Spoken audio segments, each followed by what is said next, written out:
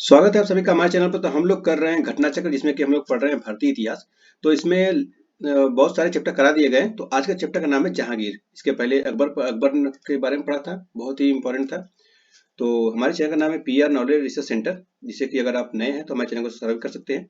चलिए तो हम लोग शुरू करते हैं। देखिए, शुरू करने से पहले बता देता हूँ कि हम लोग यहाँ पर घटना चक्र पढ़ रहे हैं ताकि यूपीएससी, स्टेट पीसीएस, आरओ का अगर एग्जाम दे रहे हैं तो इसमें ये प्रीवियस ईयर क्वेश्चन के एनालिसिस होते हैं और ऐसे पैटर्न समझ में आता है कि किस प्रकार के क्वेश्चन आते हैं और आप फिर क्वेश्चन को टैकल करने में आपको आसानी हो एग्जाम सेंटर में। ओके, तो चलिए इसको पहले हम लोग जहांगीर के बारे में पढ़ते हैं और इसके नोट्स देखते हैं।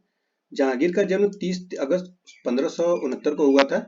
इसका पहला विवाह आमेर, जयपुर के राजा भगवंत दास की पुत्री और राजा मान सिंह की बहन मान बाई से 1585 ईस्वी में हुआ था। खुसरो मान बाई की संतान था। सलीम का दूसरा विवाह उदय सिंह की पुत्री जगत गोसाई से हुआ था। शहजादा खुर्रम इसी का पुत्र था।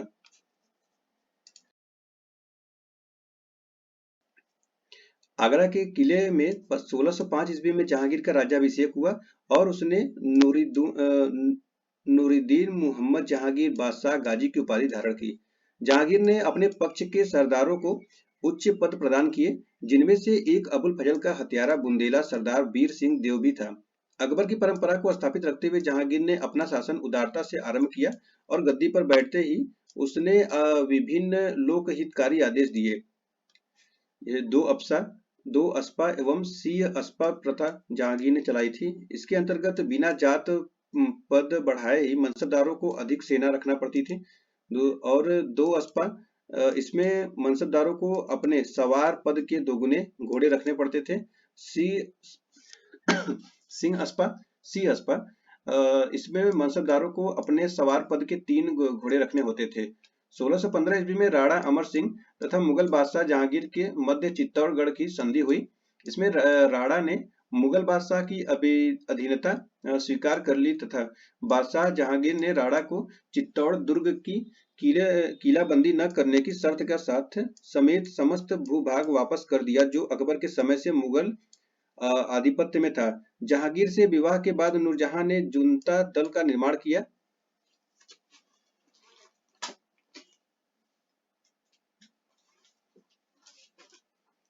और इस गुट के प्रमुख सदस्य थे इत्मादुद्दौला या मिर्ज गियास बेग, नूरजहां के पिता; अस्मत बेगम, नूरजहां की मां; और आसम खान, नूरजहां का भाई; एवं शहजादा खुर्रम, बाद में शाहजहां। देखिए, तो आपको लग रहा होगा कि ये जो जहांगीर की पत्नी जो विवाह है नूरजहां से हुआ था, इसके इतने बारे, इसके पिता के बारे में, भाई के बारे में, उनके बेगम के बारे में, उनकी माँ के बारे में, सबके बारे में क्यों बताया जा रहा है? तो इससे क्वेश्चन पूछे जाते हैं। बहुत ही चालाक औरत थी ये। पूरे जहांगीर के पूरे प्रशासन में अपना दबदबा जताना चाहती थी। इसे सिक्के पर भी अपना नाम गड़वाना चाहती थी और जहां भी कोई भी दस्तावेज होता था वहां पर साइन करना होता था। जहांगीर के साथ साथ में नूरजहां का भी साइन चलता था। तो ये बहुत सारे प्रशासनिक में अपना हाथ बढ़ाई थी, तो इसलिए इसके सब बहुत प्रमुख हो जाते हैं। तो चलिए हम लोग शुरू करते हैं, इसको देखते हैं। इस गुट का प्रभाव 1627 ईस्वी तक रहा। नूरजहां से प्रभावित जहांगीर के शासनकाल को 2 भागों में बांटा जा सकता है: 1611 से 1622 ईस्वी तक और 1622 से 1627 ईस्वी तक। प्रथम काल में खुर्रम नूरजहां गुट का सदस्य था, लेकिन दूसरे काल में खुर्रम इस गुट से अलग हो गया था। विलियम हॉकिंस 1608 से 1611 ईस्वी जहांगीर के दरबार में भेजा जाने वाला ईस्ट इंडिया कंपनी का राजदूत तथा ईस्ट इंडिया कंपनी के प्रतिनिधि के रूप में मुगल दरबार में उपस्थित होने वाला पहला अंग्रेज था। जहांगीर ने हॉकिंस को इंग्लिश खां की उपाधि देकर अर्मीनिया की एक स्त्री से विवाह कर दिया। जहांगीर के दरबार में आने वाले दूसरे शिष्टमंडल का नेतृत्व करता सर टॉमस रो थे। सर टॉमस रो 1615 से 1619 ईस्वी ब्रिटेन के राजा जेम्स प्रथम के दूत के रूप में सितंबर 1615 में सूरत पहुंचा। जनवरी 1616 में वह अजमेर में जहांगीर के दरबार में उपस्थित हुआ और उसे बादशाह के साथ मांडू, अहमदाबाद तथा अजमेर जैसे अनेक स्थानों पर जाने का अवसर मिला। वह बादशाह के साथ शिकार खेलने गया और वह आगरा में 1 वर्ष तक रहा। पीटर मुंडी ब्रिटेन का यात्री था जो शाहजहां के समय आता था। फ्रांसिस्को पेलसर्ट का डच पर्यटक था जो जहांगीर के समय भारत आया और इसने अपनी पुस्तक Jahangir India the Remonstrantie of Francisco Pelsaert में जहांगीर के समय का अद्भुत विवरण लिखा है। मुगल चित्रकला जहांगीर के शासनकाल में अपनी पराकाष्ठा पर पहुंच गई। पहले चित्रकारी हस्तलिखित ग्रंथ की विषय वस्तु से संबंध होती थी। जहांगीर ने उसे इस बंधन से मुक्त कर दिया। जहांगीर के समय के सर्वोत्कृष्ट चित्रकार उस्ताद मंसूर और अबुल हसन थे। मुगल बादशाह जहांगीर ने उन दोनों को क्रमशः नादिर उल अस्र उस्ताद मंसूर तथा नादिर उल जमा अबुल हसन की उपाधि प्रदान की थी। उस्ताद मंसूर प्रसिद्ध पक्षी विशेषज्ञ चित्रकार था, जबकि अबुल हसन को व्यक्ति विशेष चित्र में महारत हासिल थी। जहांगीर एक उच्च कोटि का लेखक था तथा समालोचक था और उसने अपनी आत्मकथा फारसी भाषा में लिखी और उसका नाम तुजुक ए जहांगीरी रखा। जहांगीर के सबसे बड़े पुत्र खुसरो ने जहांगीर की गद्दी पर बैठने के शीघ्र ही विद्रोह किया था, जो कि 1606 ईस्वी में पराजित हुआ। 1623 ईस्वी में शहजादे खुर्रम के विद्रोह का महाबत खां के नेतृत्व वाली मुगल सेना ने दमन किया था। 1626 ईस्वी में महाबत खां ने जहांगीर के विरुद्ध विद्रोह किया था। मुगल बादशाह बाबर एवं जहांगीर के मकबरे क्रमशः काबुल एवं शाहदरा यानी लाहौर में स्थित है। यह क्रमशः अफगानिस्तान एवं पाकिस्तान में स्थित है। इत्माद-उद-दौला का मकबरा नूरजहां ने 1622 से 28 ईस्वी के मध्य में अपने पिता का मिर्जा गयास बेग इत्माद-उद-दौला की याद में बनवाया था। यह पहली कृति है जो पूर्णतः संगमरमर में बनाई गई। इसमें गुदाई एवं संगमरमर के अलावा पित्तादुरा का प्रयोग सजावट हेतु पहली बार किया गया। गोविंद महल मध्य प्रदेश के दतिया में स्थित 7 मंजिला महल है। इसका निर्माण 1614 ईस्वी में राजवीर सिंह देव द्वारा ईंट एवं पत्थरों से करवाया गया था।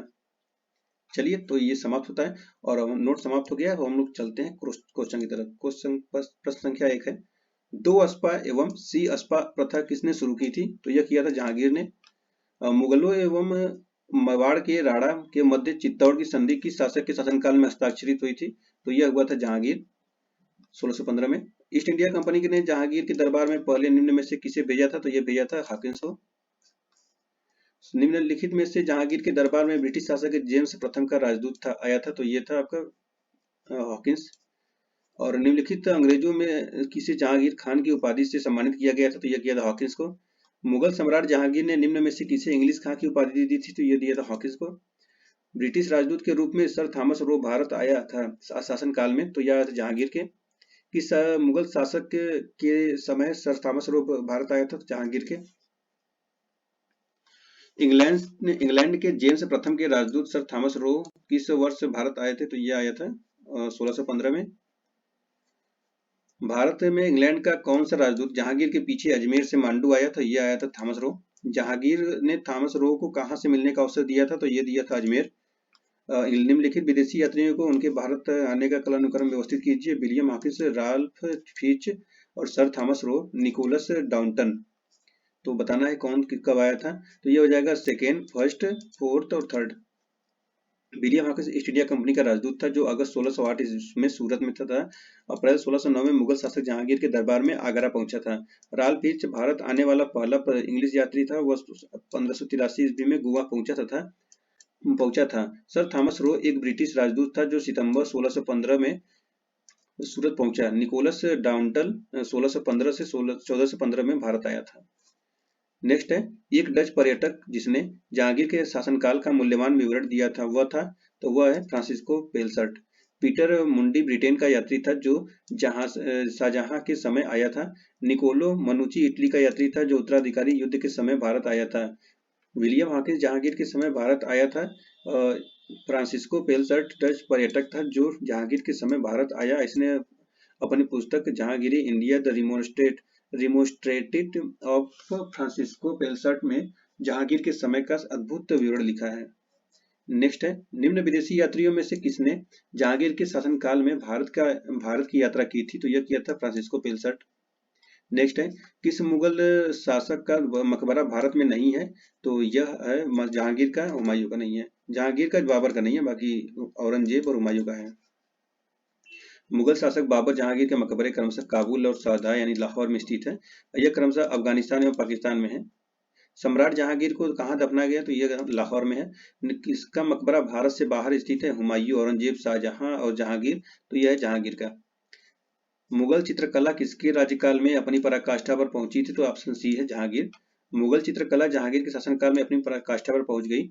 पहले चित्रकारी हस्तलिखित ग्रंथ की विषय वस्तु के संबंध होती थी। जहांगीर ने उसे इस बंधन से मुक्त कर दिया।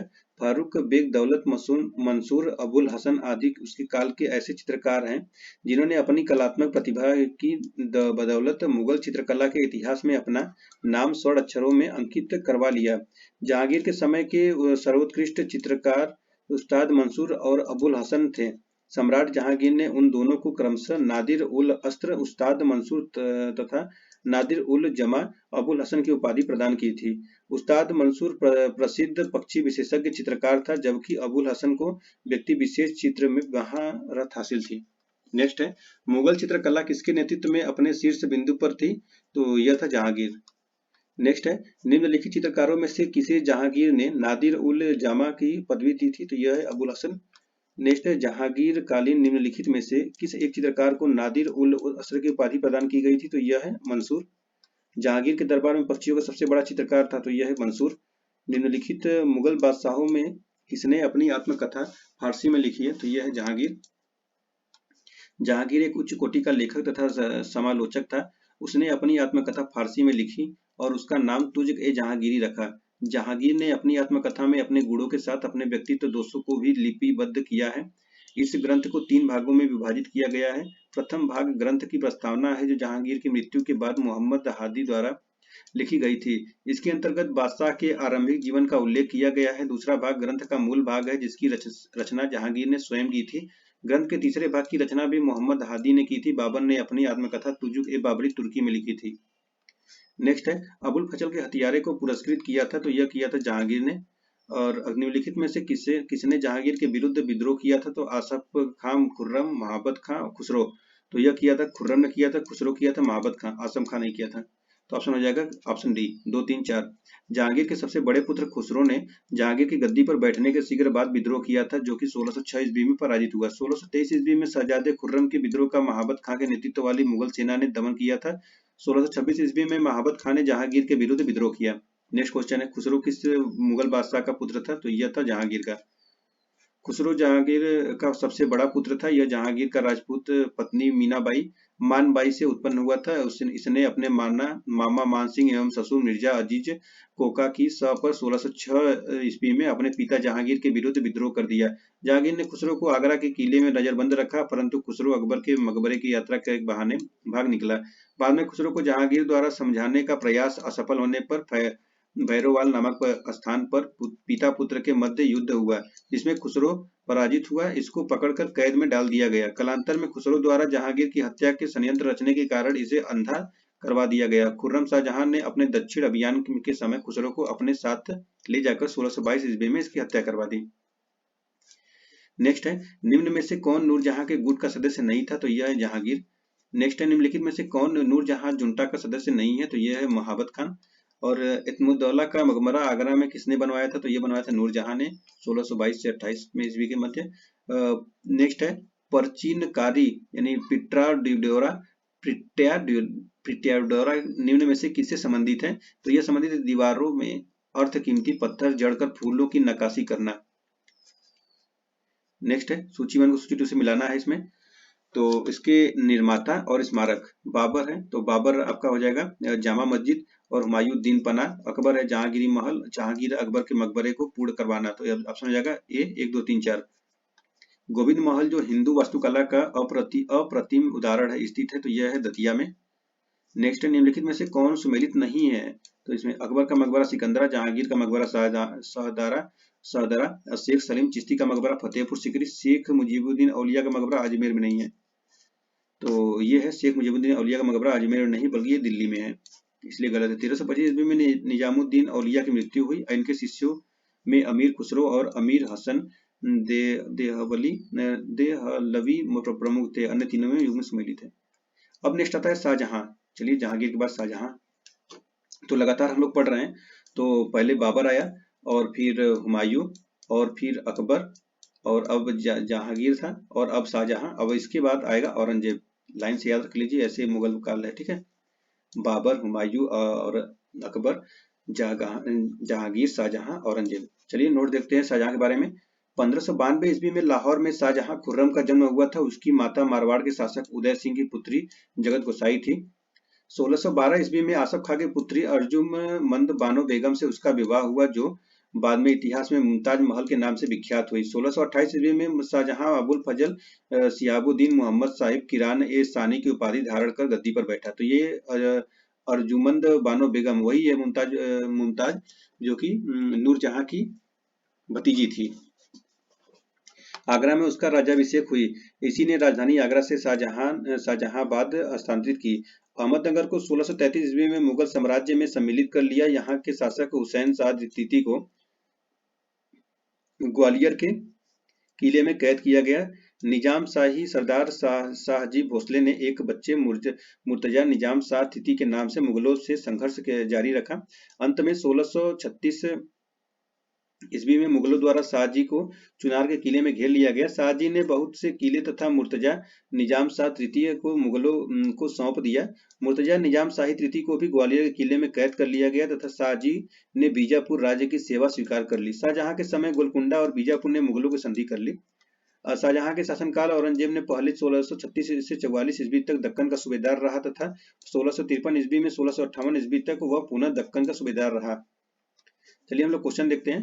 पहला क्वेश्चन है मानचित्र पर है, इसमें है छायित क्षेत्र दर्शाना बताना है। अलाउद्दीन खिलजी का साम्राज्य, मोहम्मद तुगलक का साम्राज्य, शाहजहां का साम्राज्य, औरंगजेब का। पढ़ रहे हैं शाहजहां, तो शाहजहां का ही होगा, इतना बड़ा शाहजहां का क्षेत्र है। ठीक है, नेक्स्ट है ईरान के शाह और मुगल शासकों के बीच झगड़े की जड़ क्या थी? तो यह था कंधार। तो कंधार राज्य ईरान के शाह और मुगलों के बीच संघर्ष की जड़ था, क्योंकि कंधार को अपने हाथों में रखना मुगल शासक तथा ईरान के शाह के लिए प्रतिष्ठा का विषय बन गया था। दोनों शासकों की साम्राज्यवादी योजनाओं को कार्यान्वित किया जाना बहुत कुछ कंधार को अपने हाथों में रखने पर ही निर्भर करता था। नेक्स्ट क्वेश्चन है क्वेश्चन नंबर 3।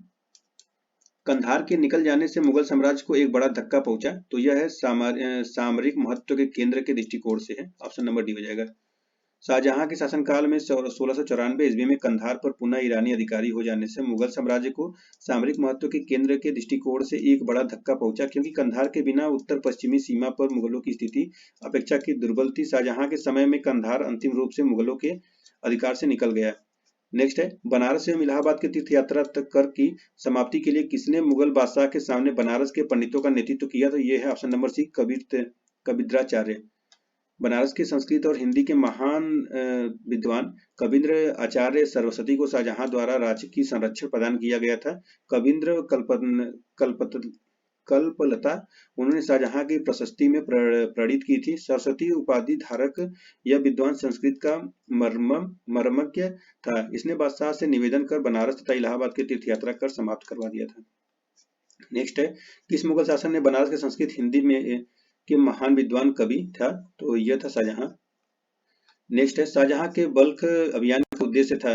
तो काबुल की सीमा से सटे बल्ख और बदख्शां में एक मित्र का शासक को लाना। ऑप्शन नंबर ए हो जाएगा। नेक्स्ट है निम्न में से कौन शाहजहां के शासनकाल का राज कवि था? तो यह है कलीम। मुमताज महल का असली नाम था? तो यह था अर्जुमंद बानो बेगम।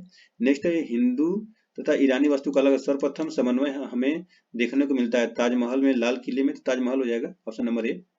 ताजमहल के निर्माण के लिए शाहजहां ने भारत, ईरान तथा एवं मध्य एशिया से डिजाइनरों, इंजीनियरों एवं वास्तुकलाकारों को एकत्र किया था। ताजमहल की वास्तुकला में भारतीय, ईरानी एवं मध्य एशियाई वास्तुकला का संतुलित समन्वय दिखाई पड़ता है। नेक्स्ट है निम्न में से किस मुगल बादशाह ने दिल्ली की जामा मस्जिद का निर्माण करवाया? तो यह है शाहजहां।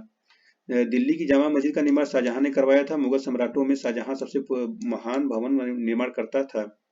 उसके काल में चित्रकार और स्वर्णकार की कला का कलात्मक संयोग हुआ। जामा मस्जिद दिल्ली के लाल किले के बाहर ऊंचे चबूतरे पर स्थित है। इसके 3 प्रवेश द्वार हैं, जिनमें पूर्वी प्रवेश द्वार से बादशाह नमाज पढ़ने आया करता था तथा अन्य 2 प्रवेश द्वारों उत्तरी तथा दक्षिणी से सामान्य प्रजा आया करती थी। नेक्स्ट है दिल्ली की प्रसिद्ध जामा मस्जिद का निर्माण किसने किया? तो यह है ऑप्शन नंबर बी, शाहजहां।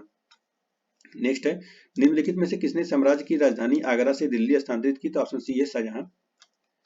सूची 1 को सूची 2 से मिलाना है। स्मारक और निर्माता है तो यहाँ पर है अलाई दरवाजा दिल्ली अलाउद्दीन खिलजी, बुलंद दरवाजा फतेहपुर सिकरी अकबर, मोती मस्जिद आगरा शाहजहां, मोती मस्जिद दिल्ली औरंगजेब। 1 2 3 4 किस में है? ऑप्शन नंबर सी में है। नेक्स्ट है क्वेश्चन नंबर 14, देखिए आप लोग।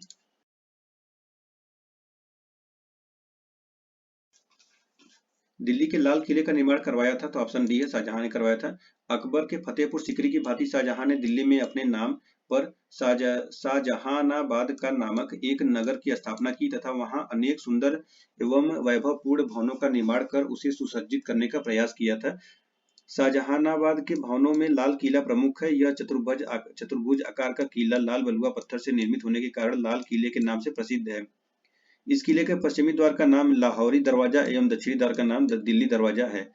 यह सुंदरता तथा शोभा में अनोखा है। लाल किले के निर्माण का श्रेय का अधिकारी कौन है? सिकंदर लोदी, अकबर? तो ये शाहजहां होगा। ऑप्शन नंबर डी शाहजहां है। नेक्स्ट है, उपनिषदों का फारसी अनुवाद में किस मुगल सम्राट के शासनकाल में हुआ था? तो यह है शाहजहां। इनमें से किसे शाहजहां ने शाह बुलंद इकबाल की पदवी दी थी? तो यह है दारा शिकोह। नेक्स्ट, दारा शिकोह ने किस शीर्षक के अंतर्गत उपनिषदों का फारसी में अनुवाद किया था? तो ऑप्शन डी है सिर ए अकबरी। नेक्स्ट, सिर ए अकबरी के लेखक थे? तो ये है दारा शिकोह। नेक्स्ट है, अधोलिखित में से कौन एक दारा शिकोह की रचना है? तो ऑप्शन डी है मजमुउल बहन। दारा शिकोह को किस स्थान पर दफनाया गया था? तो ये है दिल्ली में। दारा शिकोह को मलिक जीवन नामक बलूची सरदार ने औरंगजेब के सरदारों को सौंप दिया। औरंगजेब द्वारा नियुक्त विशेष न्याय समिति ने दारा को विधर्मी घोषित किया और मृत्यु दंड की आज्ञा दी। 1659 ईस्वी में दारा का कत्ल कर दिया गया और उसके सिर को आगरा को ताजमहल परिसर में तथा धड़ को हुमायूं के मकबरे दिल्ली में दफना दिया गया, किंतु इतिहास की अनेक पुस्तकों में इसका वर्णन नहीं मिलता है। हिंदू धर्म ग्रंथों का अध्ययन करने वाला प्रथम मुस्लिम था? तो यह था दारा शिकोह। निम्नलिखित में से किस इतिहासकार ने शाहजहां के शासनकाल को मुगल काल का स्वर्ण युग कहा है? B A Smith, J N Sarkar? तो ये कहा था ए एल श्रीवास्तव ने।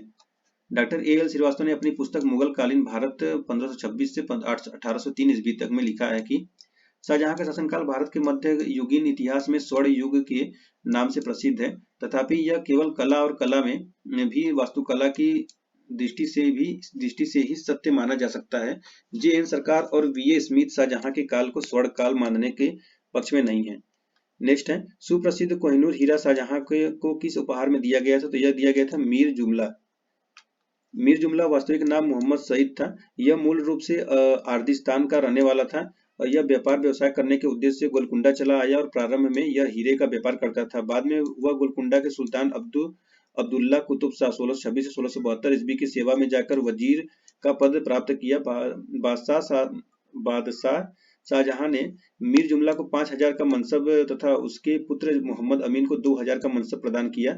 इससे खिन्न होकर गोलकुंडा के सुल्तान अब्दुल कुतुब शाह ने मीर जुमला के परिवार तथा संपत्ति को जब्त कर लिया। इससे क्रोध होकर शाहजहां ने औरंगजेब के गोलकुंडा से युद्ध करने के लिए भेजा, पर दोनों में संधि हो गई। यहाँ मीर जुमला भी औरंगजेब से आ मिला और शाहजहां ने मीर जुमला को आगरा वापस बुलाया और उसे मुअज्जम खां की पदवी से सम्मानित किया। इस अवसर पर मीर जुमला अपने साथ बादशाह के लिए अमूल्य भेंट लेकर आया। इसी अवसर पर उसने शाहजहां को कोहिनूर हीरे की भेंट दी, जो मूल्य तथा सौंदर्य में संसार में अद्वितीय समझा जाता था। नेक्स्ट है, किस मुगल बादशाह ने बलबन द्वारा प्रारंभ किया गया दरबारी रिवाज सिजदा समाप्त कर दिया था? तो यह किया था शाहजहां ने। मुगल बादशाह शाहजहां ने बलबन द्वारा प्रारंभ ईरानी दरबारी रिवाज सिजदा समाप्त कर दिया था। 1636 से 1637 ईस्वी में सिजदा प्रथा का अंत कर दिया गया। जमीन बोस की प्रथा भी खत्म कर दी गई और पगड़ी में बादशाह की तस्वीर पहनने की मनाही कर दी गई। ये बातें शाहजहां के धार्मिक दृष्टिकोण के उदाहरण के रूप में प्रस्तुत की जाती है। सिजदा साष्टांग दंडवत प्रणाम जैसा होता था, जो इस्लामी परंपराओं के अनुसार केवल खुदा के लिए ही किया जा सकता था। इन बातों के स्थान पर चहार तस्लीम की प्रथा लागू की गई, किंतु मनुची बताता है कि बाद में चहार तस्लीम और सिजदा में भेद कर पाना कठिन हो गया।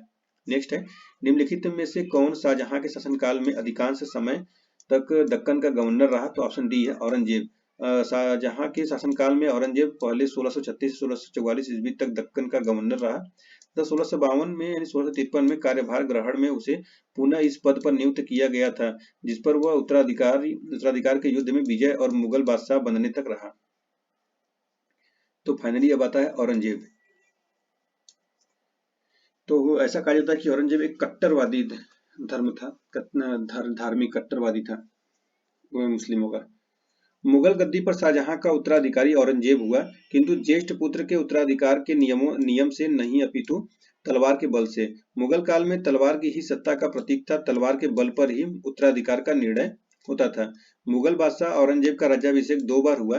उसका पहला राज्याभिषेक दिल्ली 21 जुलाई 1658 को हुआ था और उसका दूसरा राज्याभिषेक 5 जून 1659 को हुआ तथा अबुल मुजफ्फर मुहिमुद्दीन मोहम्मद औरंगजेब बहादुर आलमगीर पादशाह गाजी की उपाधि धारण कर वह मुगल बादशाह के सिंहासन पर आसीन हुआ। फिर से पढ़ते हैं, बहुत बड़ा नाम था। अबुल मुजफ्फर मोइनुद्दीन मोहम्मद औरंगजेब बहादुर आलमगीर पादशाह गाजी। मध्य प्रदेश में स्थित उज्जैन के निकट धर्मत नामक स्थान पर 15 अप्रैल 1658 को औरंगजेब तथा दारा सिकों के मध्य युद्ध हुआ था। इस युद्ध में जोधपुर के राजा जसवंत सिंह ने दारा सिकों की तरफ से तथा मुराद ने औरंगजेब की तरफ से भाग लिया था।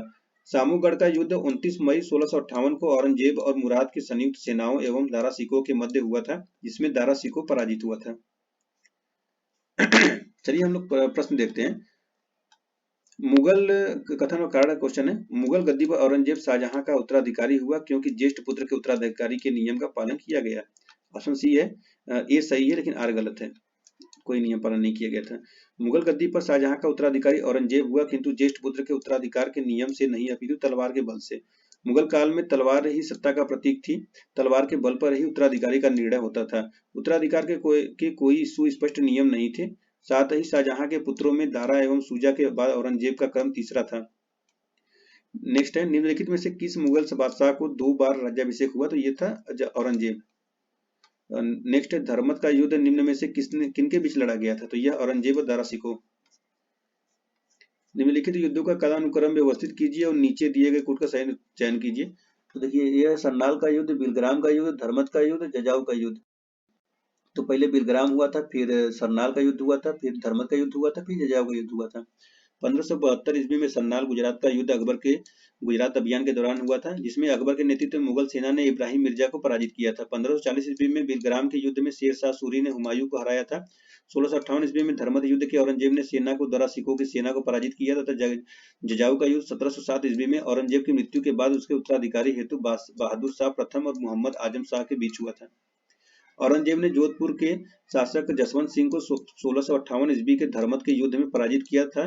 धर्मत किस राज्य में स्थित है? तो यह है मध्य प्रदेश। नेक्स्ट क्वेश्चन है, औरंगजेब के शासनकाल की निम्नलिखित घटनाओं पर विचार कीजिए, उनके कालानुक्रम व्यवस्थित कीजिए। देवराई की लड़ाई, बनारस के पास सूजा की पराजय, सामूगढ़ की लड़ाई और धर्मत में विजय। तो ये आपका हो जाएगा ऑप्शन नंबर सी, 2, 4, 3, 1। देखिए यहाँ पर बनारस के पास सूजा की पराजय फरवरी 1658 और धर्मत में विजय ये 15 अप्रैल 1658। सामूगढ़ की लड़ाई है 29 मई 1658 और देवराई की लड़ाई है 1659 ईस्वी में हुआ था। नेक्स्ट क्वेश्चन है, मुगल शहजादा जिसने श्रीनगर गढ़वाल में आश्रय लिया था? तो यह है option number D, Suleman सिको। Next है, औरंगजेब के किस पुत्र ने विद्रोह करके राजपूतों के विरुद्ध अपने पिता की स्थिति दुर्बल कर दी थी? तो यह किया था अकबर ने।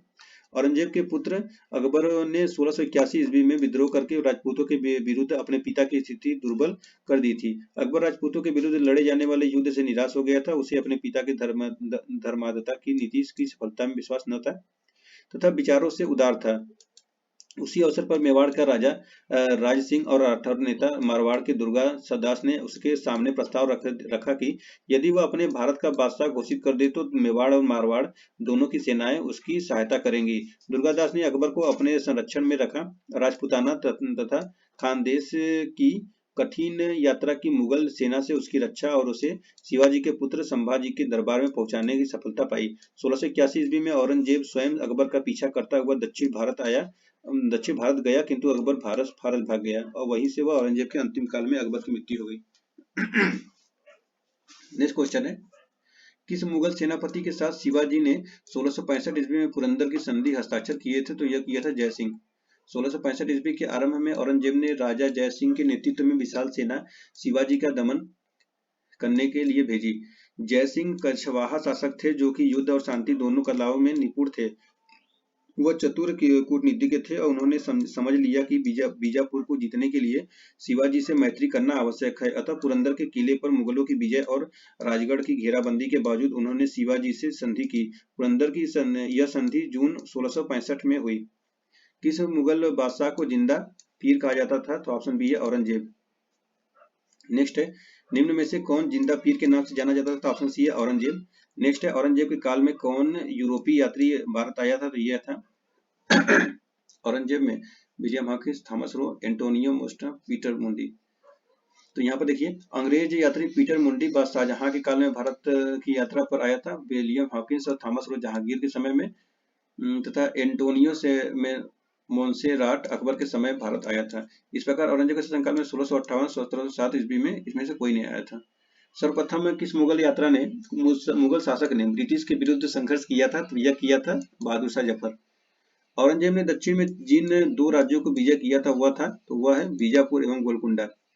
जब औरंगजेब दूसरी बार दक्षिण का सूबेदार नियुक्त किया गया तो उसने गोलकुंडा एवं बीजापुर के विरुद्ध आक्रामक नीति अपनाई थी। संभवतः उसने इन दोनों राज्यों को विध्वंस भी कर दिया होता, किंतु दारा सिकोह के परामर्श पर शाहजहां द्वारा भेजे आदेश के अनुसार 1656 ईस्वी के गोलकुंडा एवं 1657 ईस्वी में बीजापुर के विरुद्ध उसे युद्ध स्थगित कर संधि करनी पड़ी थी। बादशाह बनने के बाद उसने अपनी अधूरी योजना को पूरा किया। गोलकुंडा 1687 ईस्वी में एवं बीजापुर 1686 ईस्वी पर आधिपत्य स्थापित किया। कहा जाता है कि औरंगजेब ने गोलकुंडा के किले को उसी तरह सोने की कुंजियों से खोला था जिस तरह अकबर ने असीरगढ़ के किले को खोला था। नेक्स्ट है औरंगजेब ने बीजापुर की विजय कब की थी? तो यह किया था 1686 में। नेक्स्ट है 1687 में जब औरंगजेब ने गोलकुंडा किले पर अधिकार किया उस समय गोलकुंडा का शासक कौन था? तो यह था अबुल हसन कुतुब शाह। नेक्स्ट यहाँ पे मानचित्र दिया गया है। 1601 में खानदेश विजय के समय अकबर का राज्य और 1605 में अकबर के मृत्यु के समय उसका राज्य, हैदराबाद के विजय के समय अकबर औरंगजेब का राज्य और 1707 में औरंगजेब की मृत्यु के समय उसका राज्य। तो औरंगजेब पढ़ रहे तो ऑप्शन डी हो जाएगा। नेक्स्ट किस बादशाह के अंतर्गत मुगल शासन में सर्वाधिक हिंदू सेनापति थे? तो यह थे औरंगजेब के समय, ऑप्शन नंबर डी। नेक्स्ट है मुगल सम्राट जिसने सर्वाधिक संख्या में हिंदू अधिकारियों की नियुक्ति की थी? तो यह किया था औरंगजेब ने। जजिया किसके शासनकाल में पुनः लगाया गया था? तो यह लगाया गया था औरंगजेब के समय में। औरंगजेब द्वारा चलाया जिहाद का अर्थ? तो यह था दारुल इस्लाम। औरंगजेब एक सुन्नी मुसलमान था। उसकी धार्मिक नीति सांसारिक लाभ के किसी विचार से प्रभावित नहीं थी। उदार दारा के विरुद्ध सुन्नी कट्टरता के समर्थक के रूप में राज सिंहासन प्राप्त करने वाले की हैसियत से उसने कुरान के कानून को कठोरता से लागू करने का प्रयत्न किया। इस कानून के अनुसार प्रत्येक धार्मिक मुसलमान को अल्लाह की राह में मेहनत करनी चाहिए, या दूसरे शब्दों में तब तक गैर मुसलमानी देशों दारुल हर्ब के विरुद्ध धर्म युद्ध जिहाद करना चाहिए जब तक कि वे इस्लाम के राज्य दारुल इस्लाम के रूप में परिवर्तित नहीं हो जाते। बीबी का मकबरा का निर्माता था? तो यह था औरंगजेब। नेक्स्ट है कौन सा मकबरा द्वितीय ताजमहल का कहलाया? तो ये बीबी का मकबरा कहाँ नाम दिया है? ऑप्शन नंबर सी है रबिया उद दौरानी का मकबरा, इसी को बीबी का मकबरा कहते हैं। निम्नलिखित में कौन सम्राट औरंगजेब की पुत्री थी? तो यह था मेहरुनिसा। मेहरुनिसा अंग्रेज औरंगजेब की पुत्री थी। इसके अतिरिक्त जहां आरा, रोशन आरा तथा गौहर आरा औरंगजेब की बहन तथा शाहजहां की पुत्रियां थी। औरंगजेब की अन्य पुत्रियां थी जेबुनिसा और जीनतुनिसा, बदरुनिसा तथा जुबतुनिसा। औरंगजेब ने किसको साहिबात उज जमानी की उपाधि प्रदान की थी? तो यह किया था जहां आरा को। जहां औरंगजेब ने जहां आरा को साहिबात उज जमानी की उपाधि प्रदान की थी।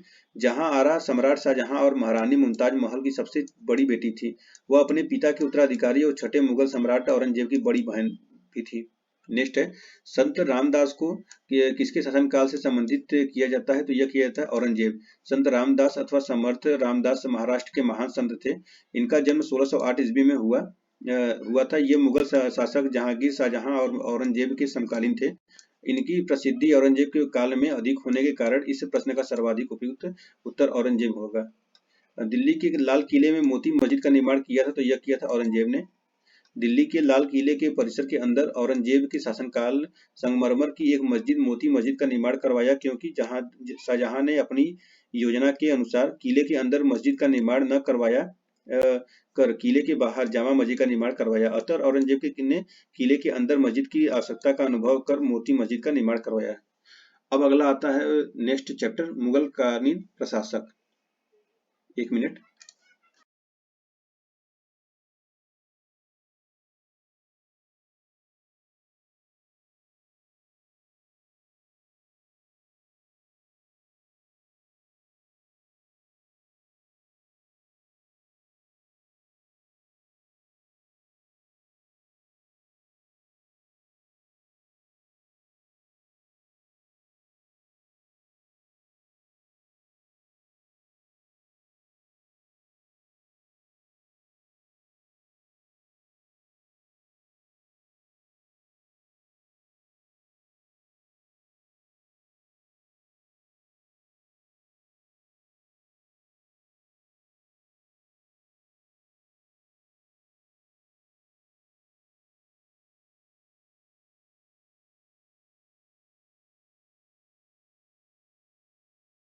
चलिए तो आज मुगल काल को समाप्ति कर देते हैं। मुगल कालीन प्रशासन के बारे में देख लेते हैं। इसके कुछ नोट्स हैं। मुगल प्रशासन के दौरान जिले को सरकार के नाम से जाना जाता था। शासन की सुविधा के लिए प्रत्येक सूबा प्रांत कई सरकारों जिलों में बटा होता था। सरकार को पुनः परगना या महल में विभाजित किया गया था। प्रत्येक सरकार के प्रमुख अधिकारी फौजदार, अमल गुजार, काजी, कोतवाल, बितिकची और खजानदार होते थे। मुगल काल में मीर बख्शी सैन्य विभाग का प्रधान था। वह सरखत नामक प्रमाण पत्र पर हस्ताक्षर करके सैनिकों का मासिक वेतन भी निर्धारित करता था। इसके अतिरिक्त प्रांतों में भी बख्शी होते थे जो मीर बख्शी के नियंत्रण में कार्य करते थे। प्रश्न देखते हैं हम लोग यहाँ पर। पहला क्वेश्चन है, मुगल प्रशासन के दौरान जिले को किस नाम से जाना जाता था? तो ये जाना जाता था सरकार। मुगल काल में जनपद जिला कहलाता था, तो यह कहलाता था सरकार। मुगल काल में सेना का प्रधान निम्न में से कौन था? तो यह था मीर बख्शी।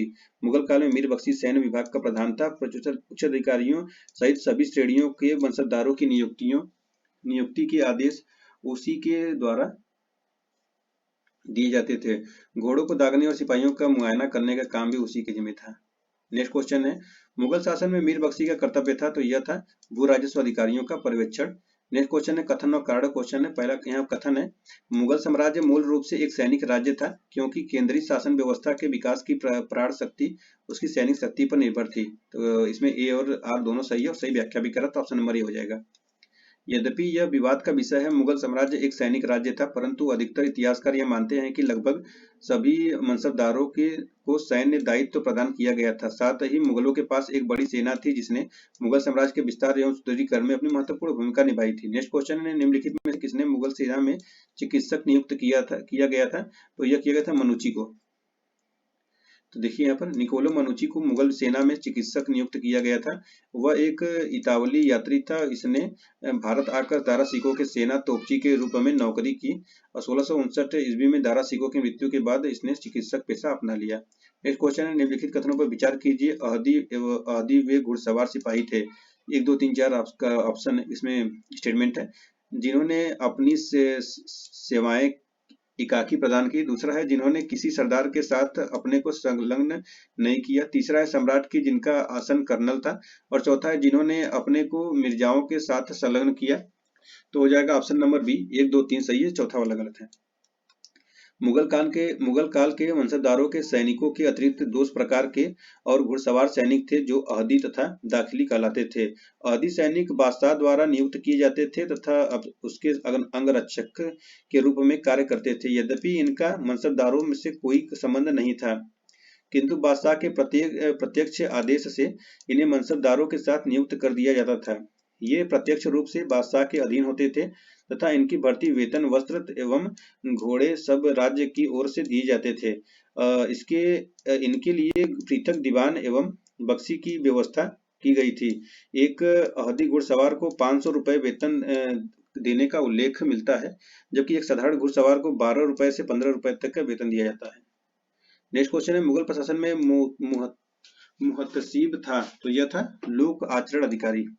अगला क्वेश्चन है, मध्यकालीन भारत में मनसबदारी प्रथा खास तौर पर इसलिए चालू की गई थी क्योंकि? तो ये ताकि साफ सुथरा प्रशासन लागू हो सके।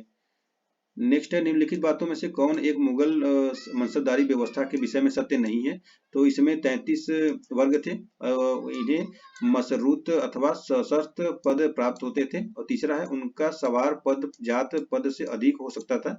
और चौथा है, समस्त अधिकारी एवं सैन्य अधिकारियों को मनसब प्रदान किए जाते थे। तो तीसरा वाला गलत है, ये सवार पद जात से अधिक हो जाते थे, गलत है। मनसबदारी व्यवस्था के अंतर्गत 33 वर्ग थे। उन्हें मशरूत अथवा सशस्त्र पद प्राप्त होते थे। अकबर ने 40वें वर्ष में जात एवं सवार जैसे दोहरी व्यवस्था लागू की। जिस मनसबदार से अपने जात या व्यक्तिगत दर्जे के अनुरूप सवार रखने की अपेक्षा की जाती थी, उसे उसके दर्जे की पहली कोटि में जिससे जात के आधे सवार रखना अपेक्षित था, उसे दूसरी कोटि में और जिससे जात के आधे से भी कम सवार रखना अपेक्षित था, उसे तीसरे कोटि में रखा जाता था। सवार पद जात पद से कभी ऊपर नहीं हो सकता था। इस व्यवस्था में सैनिक और असैनिक अधिकारियों का एक ही सेवा संवर्ग था। लोग अधिकतर सरकारी सेवा में निम्नतर सोपान प्रवेश करके अमीर उम्दा के दर्जे तक ऊपर जाने का आशा कर सकते थे। नेक्स्ट है, मुगल मनसबदारी व्यवस्था के बारे में निम्न कथनों पर विचार कीजिए। नीचे दिए गए कोड का सही उत्तर का चयन कीजिए। पहला है, जात एवं सवार पद प्रदान किए जाते थे। नेक्स्ट है मनसबदार अनुवांशिक अधिकारी होते थे। तीसरा है मनसबदारों के 3 वर्ग थे। चौथा है दीवान कार्यालय द्वारा इनको वेतन दिया जाता था। तो ऑप्शन डी है, 1 और 3 सही है, या 3 सही है और 2 और 4 गलत है। अगला है मुगल भारत के संदर्भ में जागीरदार और जमींदार के बीच क्या अंतर है। तो दो स्टेटमेंट है। पहला स्टेटमेंट है जागीरदारों के पास न्यायिक और पुलिस दायित्वों के एवज में भूमि आवंटनों का अधिकार होता था, जबकि जमींदारों के पास राजस्व अधिकार होते थे तथा उन पर राजस्व उगाही को छोड़कर अन्य कोई दायित्व पूरा करने की बाध्यता नहीं होती थी। और दूसरा है जागीरदारों के लिए भूमि आवंटन वंशानुगत होते थे और जमींदारों के राजस्व अधिकार वंशानुगत नहीं होते थे। तो हो जाएगा आपका ऑप्शन नंबर डी, ना तो एक ना ही दो, दोनों सही नहीं है। मुगल प्रशासनिक प्रणाली में मनसबदार सैन्य और प्रशासनिक अधिकारी होता था। मनसबदार को सैन्य और प्रशासनिक व्यय तथा वेतन के बदले नगद या जागीरदार के रूप में भुगतान होता था। जिन मनसबदारों को जागीर प्राप्त होती थी वे जागीरदार कहलाते थे। इन्हें न्यायिक और प्रशासनिक दायित्वों के एवज में भूमि आवंटन अधिकार प्राप्त होते थे, तथापि इनके भूमि अधिकार केवल सेवा काल तक रहते थे। इसके विपरीत जमींदार पहले से चले आ रहे बड़े भूधारक होते थे। इनका कार्य अपने प्रभाव क्षेत्र से भू राजस्व संग्रह कर राज्य को देना होता था, जिसके बदले उन्हें लगभग 10 से 11%, कतिपय क्षेत्रों में यह 25% तक था, संग्रह शुल्क प्राप्त होता था। इनके राजस्व अधिकार वंशानुगत होते थे तथा इनका मुख्य उत्तरदायित्व जो तो राजस्व उगाही होता था, परंतु इसके अतिरिक्त भी वे कुछ विशिष्ट प्रकार की सेवाएं खिदमत राज्य को देते थे। अपने क्षेत्र में कानून व्यवस्था बनाए रखने तथा विद्रोही तत्वों से निपटने में राज्य के अधिकारियों की सहायता के अतिरिक्त ये आवश्यकता पड़ने पर अपने सैनिक संसाधन भी राज्य को उपलब्ध कराते थे। नेक्स्ट क्वेश्चन है मुगल कालीन भारत में राज्य की आय का प्रमुख स्रोत क्या था। तो यह थी भू राजस्व। मध्यकालीन भारत में राज्य की आय का प्रमुख स्रोत भू राजस्व था। बाबर के समय में संपूर्ण भूमि को जागीरों में बांट दिया गया। हुमायूं ने अपने समय में भूमि सुधार के लिए कोई कार्य नहीं किया। शेर शाह ने अपने समय में एक सुव्यवस्थित लगान व्यवस्था का प्रबंध किया, परंतु वह व्यवस्था इस्लाम शाह की मृत्यु के पश्चात नष्ट हो गई। अकबर प्रथम मुगल सम्राट था जिसने लगान व्यवस्था को सुचारू रूप से स्थापित किया और मध्य युग की श्रेष्ठतम लगान पद्धति का निर्माण किया। उसके शासनकाल में सामान्यतः उपज 1/3 भाग भू राजस्व के रूप में लिया जाता था। शाहजहां के काल में भूमि पर भू राजस्व बढ़कर 50% तक हो गया। उसने भू राजस्व वसूल करने के लिए एक ठेकेदारी प्रथा का प्रचलन शुरू किया। अगला क्वेश्चन है मुगल प्रशासनिक शब्दावली में माल प्रतिनिधित्व करता था भू राजस्व का, वेतन का। तो ये होता था भू राजस्व का। नेक्स्ट है मुगल सम्राट जिसने तंबाकू के प्रयोग निषेध लगाया था। तो यह लगाया था जहांगीर ने। मुगल प्रशासन में मदद एस मांस इंगित करता है। तो यह किया गया था विद्वानों को दी जाने वाली राजस्व मुक्ति अनुदत्त भूमि। ऑप्शन नंबर बी हो जाएगा। नेक्स्ट है मध्यकालीन भारत के ऐतिहासिक स्रोतों में चकला शब्द का प्रयोग हुआ है। तो यह हुआ है सूबा और परगना के बीच की क्षेत्रीय इकाई था, लेकिन सरकार के समानार्थी नहीं था। ऑप्शन सी हो जाएगा। ऑप्शन नंबर सी सही है। नेक्स्ट क्वेश्चन है मनसबदारी व्यवस्था के संदर्भ में कौन सा कथन सही है। मनसबदारी व्यवस्था राज्य के कुलीन वर्ग से संबंधित थी जिसे अकबर ने प्रारंभ किया। मनसबदारी का पद पैतृक था। तो ये पैतृक नहीं था। ऑप्शन नंबर ए हो जाएगा सिर्फ सही। कथन और कारण क्वेश्चन है। कथन है मुगल काल में मनसबदारी प्रथा विद्यमान थी और मनसबदारों का चयन योग्यता के आधार पर होता था। तो ऑप्शन बी है। कथन और कारण सही, लेकिन सही व्याख्या नहीं कर रहा है। अगला क्वेश्चन है कौन सा इसमें है ए बी के व्याख्यांक पढ़े और निम्न कुल का सही उत्तर चयन करें। सभी मनसबदार सेना के पदाधिकारी नहीं होते थे। मुगल शासन के अधीन उच्च पदाधिकारी भी मनसबदार होते थे, उनका वर्गीकरण होता था। तो ऑप्शन बी हो जाएगा। ए और बी दोनों ही सही है। यहाँ पर मिलान करने वाला क्वेश्चन है। चलिए मिलाते हैं। दीवान तन हो जाएगा आपका कार्यालय संभालने में प्रमुख घटनाओं में देखना। तो ये हो जाएगा जागीर व वेतन को। मुस्तारफी, तो मुस्तारफी हो जाएगा आपका राज्य की आय और व्यय के लिए। मुशरिफ, तो मुशरिफ ये कार्यालय संभालने के लिए होता था। और विकियानविश होता था, ये होता था घटनाओं के फरमानों के लिए। तो 3, 4, 1, 2 हो जाएगा। Option number B. अगला क्वेश्चन है, यहाँ पर भी मिलाने वाला क्वेश्चन है। मिलाते हैं। बादशाह और दीवान। अकबर है, ये मुजफ्फर खान। जहांगीर हो जाएगा असद खान। और ये गियास बेग उद्दौला हो जाएगा। शाहजहां हो जाएगा आपका सादुल खान। और औरंगजेब हो जाएगा असद खान। तो हो जाएगा आपका 3, 1, 4, 2। देखिए यहाँ पर अकबर मुजफ्फर खान, जहांगीर हो जाएगा गियास बेग एतमदौला, और शाहजहां सादुल्ला खान, और औरंगजेब असद खान।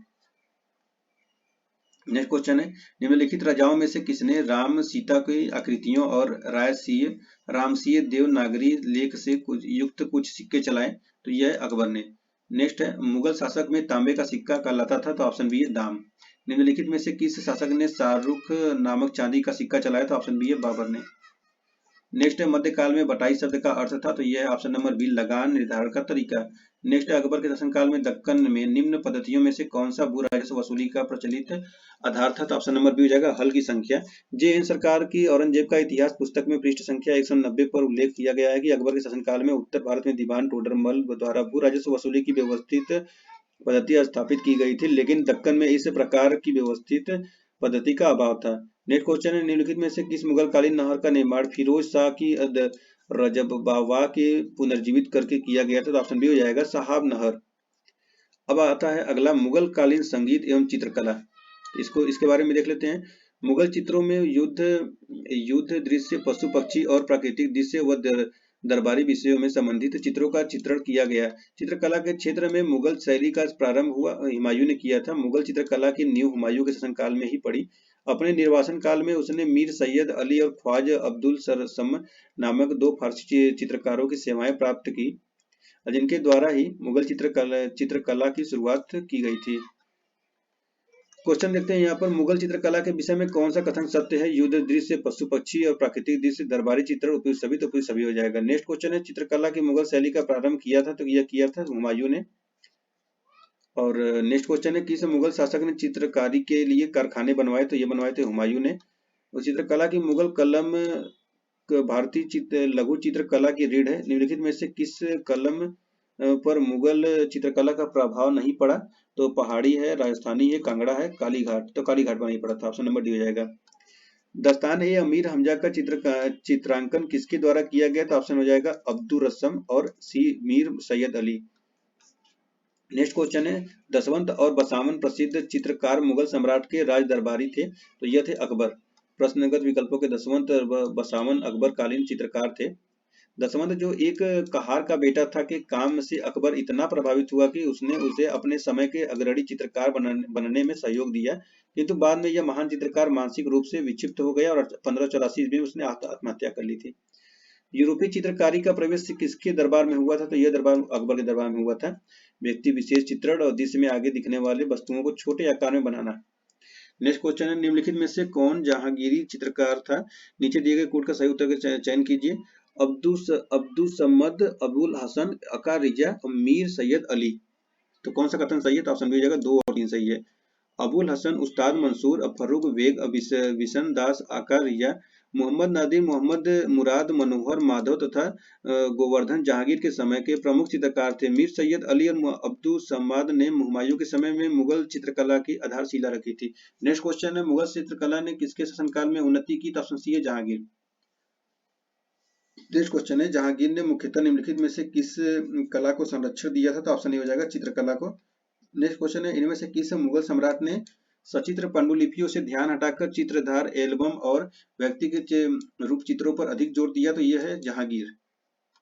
हुमायूं के समय से ही मुगलों ने चित्रकला पर अभिरुचि दिखाई। हुमायूं और अकबर के समय में चित्रकारी के तहत मुख्यतः सचित्र पुस्तकों, पांडुलिपियों तथा तूतीनामा, राजनामा, अनवार ए सुहेली आदि में प्राकृतिक दृश्यों, ज्यामितियों, दरबार और शिकार के दृश्यों का अंकन किया गया था। इसके विपरीत जहांगीर ने छवि चित्रण को सर्वाधिक महत्व दिया। स्वयं जहांगीर ने अकेले या नूरजहां के साथ फारस सम्राट, दरबारियों, पशु पक्षियों आदि के अनेक व्यक्तिगत रूप चित्र बनवाए तथा अनेक चित्र धाराओं, एल्बम का निर्माण करवाया। पहाड़ी school, Rajput school, Mughal school और कांगड़ा स्कूल निम्नलिखित में से किस कला के विभिन्न शैलियों को प्रदर्शित करते हैं? तो यह है चित्रकला। नेक्स्ट है, किशनगढ़ शैली किस कला के लिए प्रसिद्ध है? तो यह है चित्रकला के लिए। निम्नलिखित में से कौन सा एक संगीत और वाद्य बजाने के औरंगजेब की दक्षता थी? तो यह थी आपका वीणा, ऑप्शन सी। नेक्स्ट क्वेश्चन है, प्रातः काल में मनाया जाने वाला राग? तो यह है तोड़ी। ताजसेन, बैजू बावर और गोपाल नायक जैसे संगीतज्ञों ने स्वामी हरिदास ने प्रशिक्षण प्राप्त किया था। स्वामी हरिदास ने अनुयायियों के कितने संगीत अर्चना केंद्र स्थापित किए? तो ऑप्शन नंबर हो जाएगा ए 5। मियां तानसेन के संदर्भ में निम्नलिखित में से कौन सा कथन सही है? तो सही नहीं है।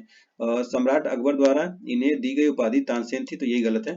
तानसेन ने हिंदू देवी देवताओं से संबंधित ध्रुपदों की रचना की थी, सही है। तानसेन ने अपने संरक्षकों से संबंधित गानों की रचना की थी, सही है। सॉरी। तानसेन ने अनेक रागों की मौलिक रचना की थी, सही है। देखिए, तानसेन का मूल नाम राम तनु पांडे था। उन्हें तानसेन की उपाधि ग्वालियर रीवा के राजा ने दी थी। मुगल बादशाह अकबर ने उन्हें मियाँ की उपाधि प्रदान की थी, तो एक गलत है। नेक्स्ट क्वेश्चन है, अकबर के शासनकाल में ध्रुपद गायकों के सम्मिलित थे तानसेन, हरिदास, सूरदास, विलास खां। तो कौन सा कथन सही है? तो एक और दो, तानसेन और हरिदास सही है।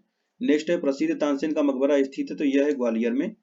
तानसेन का मूल नाम क्या था? तो यह था राम तनु पांडे। नेक्स्ट है, निम्नलिखित राजाओं में से किसने अकबर के पूर्व तानसेन को संरक्षण दिया था? तो यह दिया था भाटा का राजा रामचंद्र सिंह। नेक्स्ट है, निम्नलिखित में से कौन हिंदुस्तानी संगीत के क्षेत्र में महान विभूतित नहीं है? तो ऑप्शन डी हो जाएगा माल गुजारी। और निम्नलिखित में से किस मुगल शासक ने लाल कलावंत से हिंदू संगीत की शिक्षा ली? तो ऑप्शन सी हो जाएगा अकबर। अब देखते हैं मुगल कालीन साहित्य के बारे में थोड़ा। मुगल गुलबदन बेगम बाबर की पुत्री थी और उसका जन्म 1523 ईस्वी में तथा मृत्यु 1603 ईस्वी में हुई थी। उसने अपनी प्रसिद्ध रचना हुमायूं नामा में ऐतिहासिक विवरण लिखे। अकबर उसका बहुत सम्मान करता था। गुलबदन बेगम ने स्वयं लिखा है कि उसने अकबर के आदेश पर बाबर और हुमायूं का इतिहास अपनी स्मृति से लिखा था। गुलबदन बेगम ने अपनी इस रचना में हुमायूं और कामरान के मध्य युद्ध का भी वर्णन किया। चलिए क्वेश्चन देखते हैं हम लोग यहाँ पर। बाबरनामा का अंग्रेजी अनुवाद किसने किया? तो यह किया था लेडेन और रास्किन ने। गुलबदन बेगम पुत्री थी, तो यह पुत्री थी बाबर की, हुमायूं की बहन। मुगल काल में निम्नलिखित में से किस महिला ने ऐतिहासिक विवरण लिखे थे? तो यह है गुलबदन बेगम ने। हुमायूं नामा की रचना किसने की थी? तो यह किया था गुलबदन बेगम ने। हुमायूं नामा की रचना किसने की? गुलबदन बेगम। ऑप्शन में है ही नहीं, गलत हो गया। दिल्ली का वह शिक्षा केंद्र जो मदरसा ए बेगम कहलाता था, किसके द्वारा स्थापित किया गया था? तो यह किया था माहम अनगा। और दिल्ली में पुराना किला के सामने खैरुल मंजिल नामक मस्जिद का निर्माण किसने करवाया था? तो ये ऑप्शन डी हो जाएगा महाम अनगा। और निम्नलिखित में से किसने हितोपदेश का फारसी में अनुवाद किया था? तो यह किया था ताजुल माली ने। संस्कृत ग्रंथ हितोपदेश का फारसी भाषा में अनुवाद ताज अल दीन मबदी अल मलिकी द्वारा मुफरी अल काबुल नाम से किया गया था। क्वेश्चन यहाँ पे मिलान करने वाला क्वेश्चन है, पुस्तक है और लेखक है। तो आलमगीर गामा हो जाएंगे आपके मिर्जा मोहम्मद काजिम। और तबकाते अकबरी, तो तबकाते अकबरी निजामुद्दीन अहमद, ये हो जाएगा 4 नंबर। चहार चमन हो जाएगा चंद्रभान ब्राह्मण। और इकबाल नाम जहांगीरी, ये हो जाएगा मुअत्तम खां। तो इस प्रकार हो जाएगा आपका 2 4 3 1, ऑप्शन नंबर डी है। अगला क्वेश्चन है, तबकात अकबरी किसने लिखी थी? तो निजामुद्दीन अहमद ने लिखी थी। निम्नलिखित मुसलमान विद्वानों में से हिंदी साहित्य के लिए किसका सबसे महत्वपूर्ण योगदान है? तो ऑप्शन नंबर सी है अब्दुल रहीम खाना खान, ऑप्शन नंबर सी। अगला क्वेश्चन है, भारत के इतिहास के संदर्भ में अब्दुल हमीद लाहौरी कौन थे? तो यह थे शाहजहां के शासन एक राजकीय इतिहासकार, option number B. Next question है, शाहजहां नामा के लेखक कौन है? तो ऑप्शन नंबर डी हो जाएगा इनायत खान। ये निम्नलिखित में युग्मों में से कौन सा एक सुमेलित है? बाबर, तो बाबर ये तुजु के बाबरी। हुमायूं नामा नहीं, शेरशाह तारिक और बाकी गलत है। यहाँ पे देखिए, तुजु के बाबरी बाबर का प्रसिद्ध कृति है जो तुर्की भाषा में लिखी गई है। हुमायूं नामा गुलबदन बेगम ने और तारीख सारिक अब्बास खां सरवानी ने लिखा है। जबकि तबकाते अकबरी की रचना निजामुद्दीन अहमद ने की है जो फारसी भाषा में लिखी गई है। अगला क्वेश्चन है, पुस्तक है, लेखक कौन सा इसमें सम्मिलित सही नहीं है। तबकात ए नासिरी, तो यह है मिनहाज उस सिराज जसजानी। और तारीख ए फिरोज शाही, तो ये हो जाएगा शम्स ए सिराज अफीफ। तुगलकनामा इब्न बतूता, ये गलत है। और लास्ट है हुमायूंनामा, तो गुलबदन बेगम। तुगलकनामा के लेखक ये अमीर खुसरो हैं, बतूता नहीं, तो ऑप्शन नंबर सी हो जाएगा। नेक्स्ट क्वेश्चन है, अनवर ए सुहेली नामक ग्रंथ निम्नलिखित में से किसका अनुवाद है? तो पंचतंत्र है। किस राज्यकाल में योग वशिष्ठ का निजामुद्दीन पानीपत द्वारा फारसी में अनुवाद किया गया? तो ऑप्शन ए हो जाएगा अकबर। अगला क्वेश्चन है, अबुल फजल द्वारा अकबरनामा पूरा किया गया था? तो ऑप्शन ए हो जाएगा 7 वर्षों में। आईने अकबरी किसके द्वारा लिखी गई थी? तो ये लिखी गई थी अबुल फजल। और मुगल काल में दरबारी भाषा थी, तो यह है फारसी। मुगलों की अदालत में भाषा थी, तो यह है फारसी। मुगल कालीन ग्रंथ मसीर ए आलमगीरी किसकी रचना है? तो यह है साकी मुस्तैद खां। यहाँ पे क्वेश्चन सूची 1 को सूची 2 से मिलाना है। भीमसेन कायस्थ तारिक ए दिलकुशा। और चंद्रभान ब्राह्मण, ये हो जाएगा चहार चमन। और ईश्वर दास नागर ये हो जाएगा फुतुहात ए आलमगीरी। सुजान राय भंडारी ये हो जाएगा खुलासत उत तवारीख। इस प्रकार हो जाएगा 4, 1, 2, 3, ऑप्शन नंबर डी हो जाएगा। अगला है नस्तालिक है एक प्रकार का फारसी लिपि जो मध्यकालीन भारत में प्रयुक्त होती थी, ऑप्शन नंबर ए हो जाएगा। नेक्स्ट है कवि हृदय राजा जिसने नागरीदास के नाम से कृष्ण की प्रशंसा में छंद लिखे, तो ऑप्शन नंबर डी हो जाएगा राजा सावंत सिंह थे, ऑप्शन नंबर डी। अगला क्वेश्चन है निम्नलिखित में से किस एक ने महत्वपूर्ण कृतियां रामचंद्रिका एवं रसिक प्रिया की रचना की थी, तो ये हो जाएगा Keshav, option number A. Ramchandrika एवं रसिक प्रिया हिंदी कविता के रीतिकालीन कवि केशव दास 1555 से 1617 ईस्वी की रचनाएं हैं। अब मुगल काल में कुछ विविध क्वेश्चन है जो कि ये लास्ट होंगे, इसके नोट्स देख के फिर क्वेश्चन देखते हैं। मध्यकाल में प्रचलित पाठ्यक्रम को ध्यान में रखते हुए मुल्ला निजामुद्दीन सिहावली ने 18वीं शताब्दी में दर्स ए निजामी निश्चित किया तथा उनके अनुसार यह पाठ्यक्रम भारत में मुगल मुसलमानों के शासन के आरंभ से प्रचलित था। इस पाठ्यक्रम के अंतर्गत 11 विषय थे तथा प्रत्येक विषय के लिए अलग अलग पुस्तकें थी। मुगल काल में शाह वली उल्लाह के मदरसा में हदीस परंपराओं तथा तफसीर टिकाओं पर और लखनऊ के फिरंगी महल में फीक न्याय शास्त्र के अध्ययन पर विशेष बल दिया जाता था। चलिए क्वेश्चन देखते हैं हम लोग। क्वेश्चन है निम्नलिखित युग्मों में से कौन सा सम्मिलित नहीं है। जहांगीर तो ये विलियम हॉकिंस। अकबर है थॉमस रो, तो अकबर में थॉमस रो नहीं था ये, बल्कि ये बाकी सब सही है। शाहजहां हो जाएगा टेवेरियन और औरंगजेब हो जाएगा मनुची। नेक्स्ट क्वेश्चन है निम्नलिखित विदेशी यात्रियों में से किसने भारत के हीरो और हीरे की खदानों की विस्तृत चर्चा की थी, तो ये François Bernier, John Baptiste Tavernier और तो ये हो जाएगा option number B John Baptiste Tavernier. Explanation देखते हैं इसका। जॉन बैप्टिस्ट टेवर्नियर 1605 से 1689 ईस्वी 17वीं शताब्दी के सर्वाधिक ख्याति प्राप्त विदेशी यात्रियों में से एक था। कर्म से यह जौहरी था किंतु साथ ही एक अनुभवी और साहसिक यात्री भी था। यह मुगल बादशाह शाहजहां के शासनकाल में भारत आया था। पूर्व की ओर उसने 6 बार यात्रा की। टेवर्नियर ने ही प्रसिद्ध भारतीय हीरे कोहिनूर के संबंध में जानकारी दी थी। साथ ही इसने हीरे की खदानों, जवाहरत तथा मोतियों के बारे में अत्यंत महत्वपूर्ण और विशुद्ध विवरण प्रदान किए। अगला क्वेश्चन है यह कथन किसका है। अकबर के शासन में इलाहाबाद में 40 स्तंभ युक्त मंजिल के निर्माण में 5000 से 20,000 लोगों ने 40 साल तक काम किया था, तो यह हो जाएगा विलियम फिंच। नेक्स्ट क्वेश्चन है इसमें मिलान करने के लिए क्वेश्चन है, डायरेक्ट देखते हैं यहाँ पर। हॉकिंस 1608 से 1611 में, थॉमस रो 1615 से 1619 में, मनुची 1653 से 1708 में और राल्फ फिंच हो जाएगा 1583 से 1586।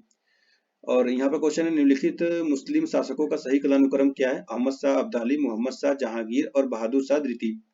तो ये आपका हो जाएगा पहले जहांगीर और उसके बाद मोहम्मद शाह और उसके बाद हो जाएगा मोहम्मद शाह अब्दाली फिर बहादुर शाह द्वितीय। जहांगीर का शासनकाल 1605 से 1627 ईस्वी तक और मोहम्मद शाह का शासनकाल 1719 से 1748 ईस्वी तक, जबकि अहमद शाह अब्दाली का पानीपत की तृतीय लड़ाई 14 जनवरी 1761 में अफगान दल का नेता था। बहादुर शाह द्वितीय जफर शासक का शासनकाल 1837 से 1857 ईस्वी तक था। अब नेक्स्ट क्वेश्चन है निम्नलिखित 4 बाहरी आक्रमणों को कालानुक्रम व्यवस्थित कीजिए। Ahmad Shah Abdali, Genghis Khan, Nadir Shah, Taimur. तो यह हो जाएगा पहले चंगेज खान और फिर तैमूर का और फिर नादिर शाह और फिर अहमद शाह अब्दाली। तो यहाँ पर देखिए Genghis Khan, Taimur, Nadir Shah, Ahmad Shah Abdali. Genghis Khan का आक्रमण इल्तुतमिश 1211 से 1236 ईस्वी के समय, तैमूर का आक्रमण 1398 ईस्वी में नसीरुद्दीन मोहम्मद के समय, नादिर शाह का आक्रमण 1739 ईस्वी में और मोहम्मद शाह के समय अहमद शाह अब्दाली पानीपत के तृतीय युद्ध में 14 जनवरी 1761 में अफगान दल का नेता था। अगला क्वेश्चन है निम्नलिखित में से कौन सा कथन सत्य है। अहमद शाह अब्दाली ने पानीपत का तृतीय युद्ध लड़ा, बाबर ने दिल्ली का सल्तनत स्थापना की और शाहजहां ने उत्तराधिकारी का युद्ध लड़ा। जहांगीर सौंदर्य तथा प्रकृति का प्रेमी था। तो ऑप्शन सी हो जाएगा 1 और 4 सही है, ऑप्शन 1 और 4 सही है। यहाँ पर देखिए अहमद शाह अब्दाली और मराठों के बीच 1761 ईस्वी में पानीपत का तृतीय युद्ध हुआ। दिल्ली सल्तनत की स्थापना कुतुबुद्दीन ऐबक ने की थी, जबकि बाबर मुगल साम्राज्य के संस्थापक था। शाहजहां ने उत्तराधिकार का युद्ध नहीं लड़ा था, वरन यह युद्ध उसके पुत्रों शाह शुजा द्वारा और औरंगजेब के बीच हुआ था, जिसमें औरंगजेब विजयी हुआ। जहांगीर सौंदर्य और प्रकृति प्रेमी था, सही थे। अब अगला यहाँ पे क्वेश्चन है, मिलान करने वाला क्वेश्चन है। चलिए मिलान करते हैं। नादिर शाह द्वारा दिल्ली में कत्ले आम हुआ था, तो यह किया 1739 में किया था। और बाबर इब्राहिम लोदी के बीच पानीपत की पहली लड़ाई हुई थी, तो यह हुआ था 1526 में। और हेमू और अकबर के बीच पानीपत की दूसरी लड़ाई कब हुई थी, तो 1556 में। और अहमद शाह अब्दाली और मराठों के बीच पानीपत की तीसरी लड़ाई थी 1761 में हो जाएगा। तो 4-2-1-3 हो जाएगा, option number C. Next question है, हेमचंद्र विक्रमादित्य भारतीय इतिहास में किस नाम से जाने जाते हैं, तो यह है हेमू, ऑप्शन नंबर डी। देखिए यहाँ पर हेमू अथवा हेमराज मध्य युग के इतिहास के में एक विशेष स्थान रखता है। तत्कालीन स्रोतों के अनुसार हेमू रेवाड़ी बाजार में सोरा का व्यापारी था। इस्लाम शाह ने उसे अपनी सेवा में ले लिया और आदिल शाह के समय में उसका सम्मान और पद बढ़ा दिया गया। आदिल शाह ने उसकी सैन्य प्रतिभा संतुष्ट होकर उसे अपना वजीर और सेनापति बना लिया। आदिल शाह के विरोधियों के विरुद्ध उसने 22 युद्धों में सफलता प्राप्त की। दिल्ली में तरदी बेग के विरुद्ध विजय प्राप्त करने के पश्चात उसने विक्रमादित्य या विक्रमाजीत की उपाधि धारण की थी। 5 नवंबर 1556 को पानीपत के द्वितीय युद्ध में हेमू का मुगलों से मुकाबला हुआ। हेमू पराजित हुआ और पकड़ा गया। बैरम खान ने उसका सिर काट दिया और उसकी मृत्यु हो गई। अगला है भारतीय गौरव यश का अंतिम सूर्य किसके लिए प्रयुक्त हुआ, तो यह है पृथ्वीराज। नेक्स्ट क्वेश्चन है, इसमें सुमेलित कीजिए। देखिए यहाँ पर तराइन का युद्ध 1192, अकबर की मृत्यु 1605 में, औरंगजेब की मृत्यु 1707 में, पानीपत का तृतीय युद्ध 1761 में। फिर यहाँ पर मिलान करने वाला क्वेश्चन है, मिलाते हैं। हल्दी घाटी का युद्ध, तो यह हुआ था अकबर। बिलग्राम का युद्ध, तो यह है हुमायूं। खुसरो का युद्ध, यह है जहांगीर। खानवा का युद्ध, बाबर। तो इस प्रकार हो जाएगा 2, 3, 4, 1, ऑप्शन नंबर ए। यहाँ पर मिलान करने वाला क्वेश्चन है। यहाँ पर देखिए भारत का नादिर शाह का आक्रमण 1539 में हुआ था, 1739 में हुआ था मोहम्मद शाह के शासनकाल में। शिवाजी का देहांत 1680 में हुआ था। ईस्ट इंडिया कंपनी का अधिकार पद 1600 ईस्वी में प्राप्त हुआ था। और अकबर का राज्यारोहण 1556 ईस्वी में पंजाब के गुरदास जिले के पूर्व में नौ नामक स्थान पर हुआ था। हल्दी घाटी के 1576 ईस्वी में हुआ था। और यहाँ पर मिलान करने वाला क्वेश्चन देखिए, पानीपत का तृतीय युद्ध, तो यह हुआ था 1761 में। हल्दी घाटी का युद्ध, तो यह हुआ था 1576 में। और तराइन का युद्ध, तो यह हुआ था 1192 में। अली आसिर का युद्ध, आसिरगढ़ का युद्ध 1601 में हो जाएगा। ऑप्शन नंबर सी हो जाएगा A2, 2, 3, 4, 1। ठीक है। नेक्स्ट है, निम्नलिखित में से कौन सी जोड़ी मुगल एवं मराठा कालीन युद्ध तथा वर्ष सुमेलित है, तो चौसा का युद्ध 1538 है, सही है। कन्नौज का 39 में है। हल्दी घाटी का युद्ध 1576 है, तो ये गलत है। और खानवा का या खजवा नहीं, खानवा का युद्ध, खजवा का युद्ध 1657 है। खेड़ा का युद्ध 1699 दिया गया है। ऑप्शन देखते हैं यहाँ पर। देखिए हल्दी घाटी को 1576 ईस्वी में और महाराणा प्रताप और मकबर के सेनापति के मानसिंह में मध्य लड़ा गया। चौसा का युद्ध 1539 हुमायूं और शेरशाह के मध्य हुआ था।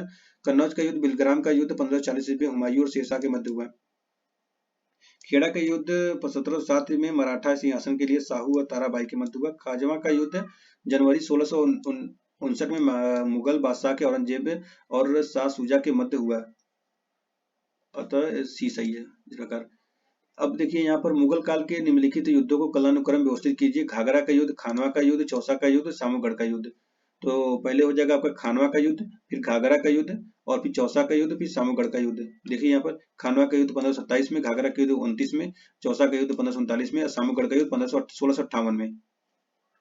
निम्नलिखित युद्धों पर विचार कीजिए। कन्नौज का युद्ध, चंदेरी का युद्ध, तालीकोटा का युद्ध, चौसा का युद्ध। कौन सा ऑप्शन इसमें होगा, तो ऑप्शन हो जाएगा ऑप्शन बी 2, 4, 1, 3। चंदेरी का युद्ध 1528 ईस्वी में, चौसा का युद्ध 1539 ईस्वी में, कन्नौज का युद्ध 1540 ईस्वी में, तालीकोटा का युद्ध 1565 ईस्वी में। चंदेरी 1528, चौसा 1539, कन्नौज का 1540 में, तालीकोटा का युद्ध 1565 ईस्वी में। कौन सा युद्ध सुमेलित नहीं है, बाबर खानवा का युद्ध हुआ था, हुमायूं चौसा का युद्ध किया था, अकबर हल्दी घाटी का युद्ध, जहांगीर बल का युद्ध, ये गलत है। बल का युद्ध शाहजहां के साथ हुआ था। अता अली खां किसका नाम था, तो यह इनमें से कोई नहीं का। अबुल फजल ये कोई नहीं है। तानसेन का प्रारंभिक नाम रामतनु पांडे था। यहाँ पर मिलान करने वाला क्वेश्चन है, इक्ता, तो इक्ता आपका हो जाएगा दिल्ली के सुल्तान। जागीर, तो जागीर हो जाएगा मुगल।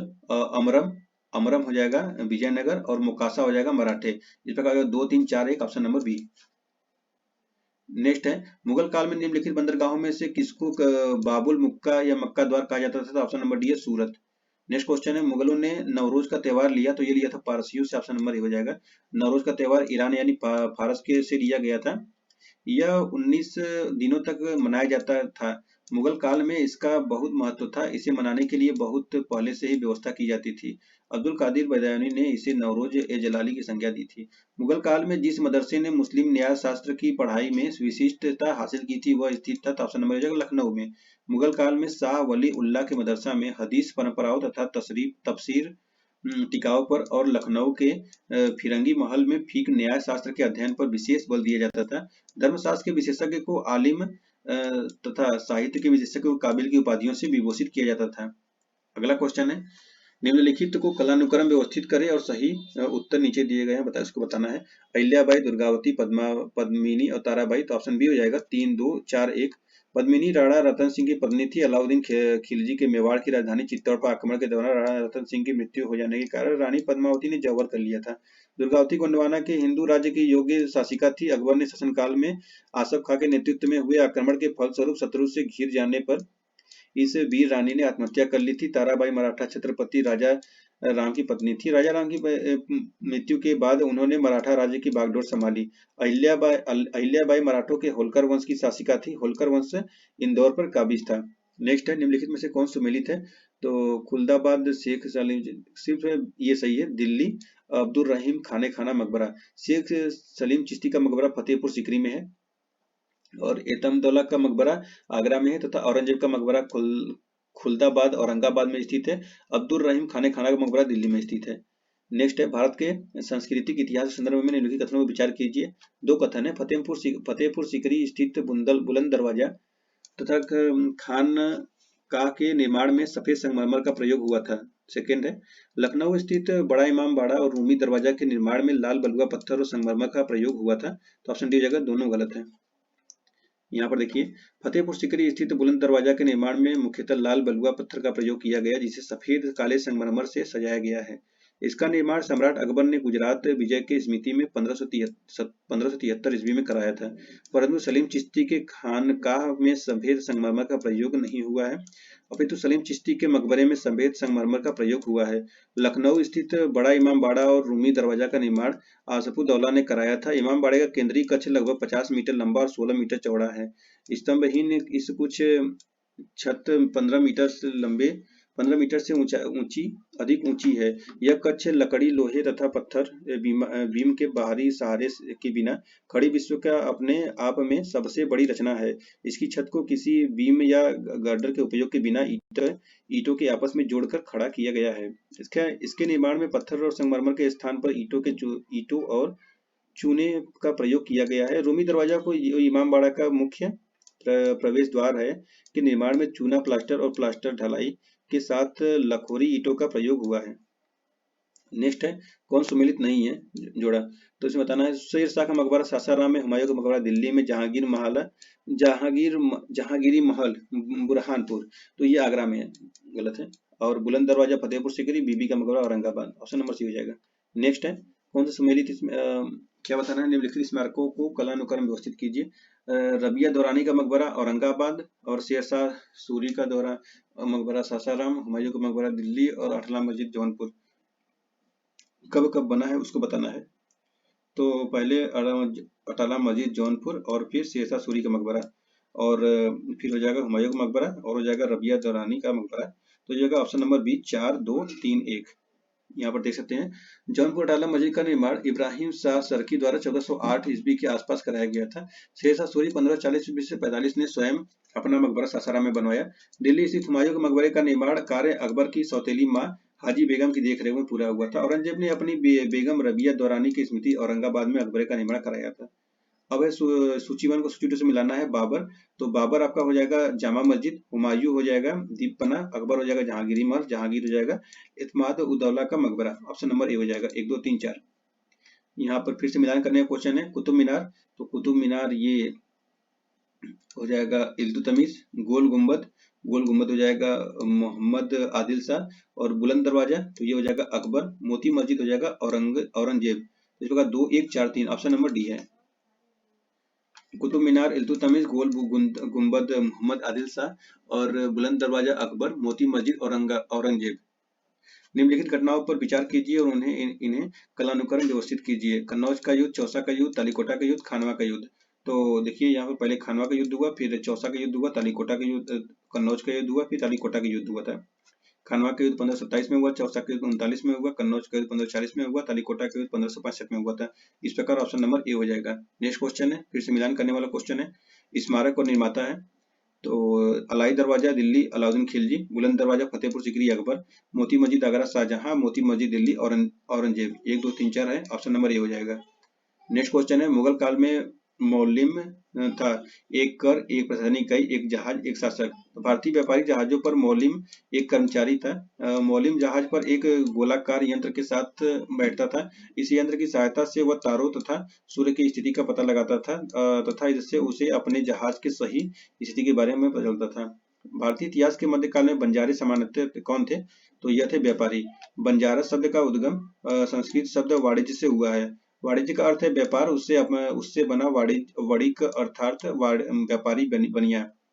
व्यापार करने वालों को बंजारा कहा गया है। प्राचीन काल से ही बंजारा घुमक्कड़ जाति रही है, जिसका प्रमुख व्यवसाय व्यापार रहा है। एक स्थान से सामानों को बैलों की पीठ पर लाद कर उसे दूसरे स्थान पर पहुंचाना एवं उस स्थान से आवश्यक वस्तुओं का क्रय विक्रय करते हुए अपने परिवार के साथ घूमते रहना ही बंजारों की विशेषता रही है।